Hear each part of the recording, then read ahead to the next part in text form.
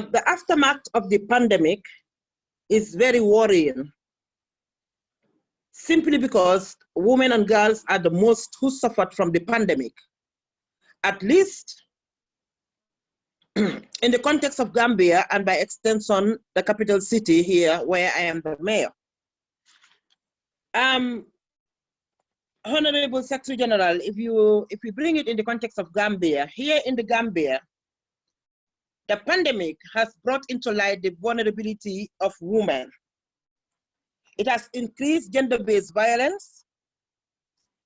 Economically, women bear the brunt because they are in the informal sector, and without working, they are not paid.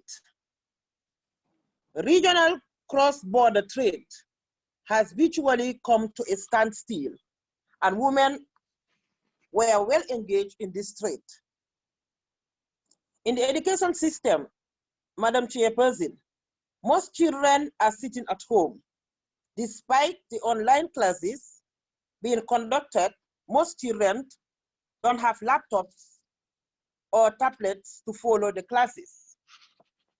This is also something that is very, very worrying.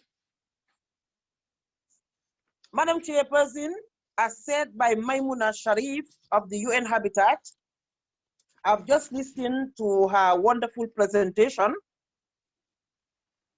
Cities designed for women and girls are designed for all. Therefore, priorities should be shifted if we want to build a better nation for all.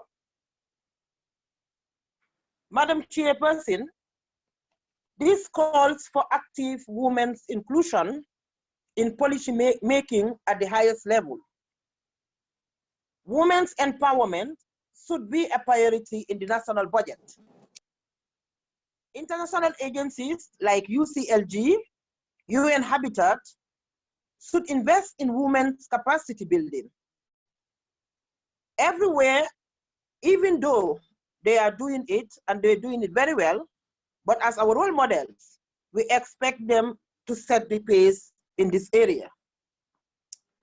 That being said, Madam Chairperson, I think it is also very, very important to at least highlight the pandemic, to highlight certain important things that the pandemic has caused.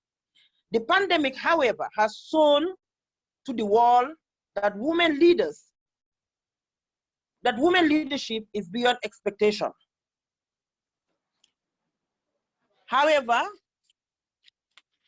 strong political will of politicians. Hello? Yes, please carry on, Mayor. I don't know, there was an interference there, but carry on. Okay, here I am just saying that the pandemic has shown to the world that women leadership is beyond expectation. However, strong political will of politicians to understand that women are key to national development, and African leaders especially should understand and accept that women are the king makers and therefore deserve a bigger slice of the national cake. Political parties should enable women to have at least 50% in their executives.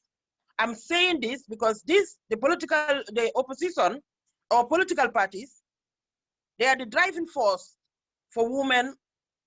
They are driving force to help women in leadership. This will be a driving force for women in top positions at party level, because even an opposition party is considered as a shadow government. So opposition parties also should try to help women to have seats in their executive. This will also help for at least women to have a say in the national cake. Mayor, Women need to— Mayor, 1 minute for you to share with us what your partnership is with women groups in your community. How important is that partnership for you? It is very, very important because partnering, for example, as I always said in every platform, we have here the Rafaela, which is a driving force for women. Rafaela is doing extremely well when it comes to governance, when it comes to sensitization, when it comes to women empowerment. We are doing a lot to make sure that women have their voices. We are doing a lot, and this is all driving by... I cannot hear anything. Please carry on, and Marianne, we are trying to sort it out for you. It's your problem. We are trying to sort it out. Please go ahead, Mayor. Rafaela, as I said, is here to make sure that women need to be promoted in their workplaces without asking for favors. Women need to engage in politics. This will encourage lesser women and also create a level playing field with a genuine competition. And this is why this Rafaela is here and is doing extremely well when we talk about governance, when we talk about women empowerment, when we talk about girls' education, when we talk about women in the economy, when we talk about women in the health sector. But again, as I said, the stereotyping and bullying of women should be addressed and even promulgated to law. This will also help women to have to come more into politics, because all what we are saying here, it has to do with politics. It has to do with, if women cannot get themselves into politics, they can never be empowered the way they want. And one thing also very important is to make sure that wherever policies and decisions are made, women should be there.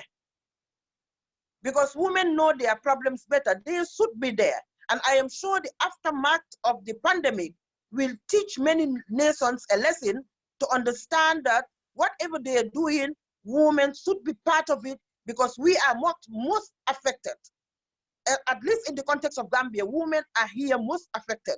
In the Gambia, we have more women in the informal sector than men.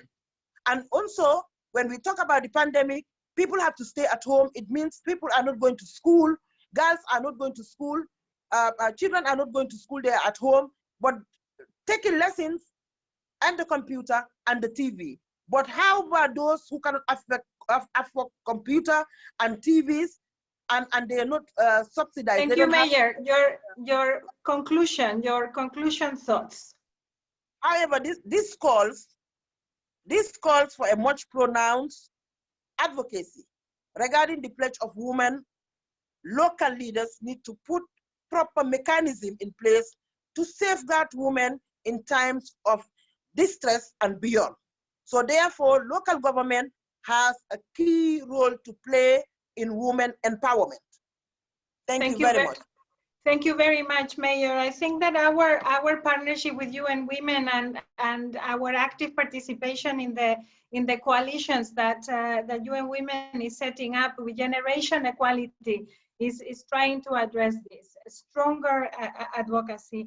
We are staying in Africa, and I'm going to call Fatimetu Abdeb Malik, the first president of a regional government in Africa, president of the region of Nouakchott. Madame la Présidente, vous êtes là? Vous êtes prête?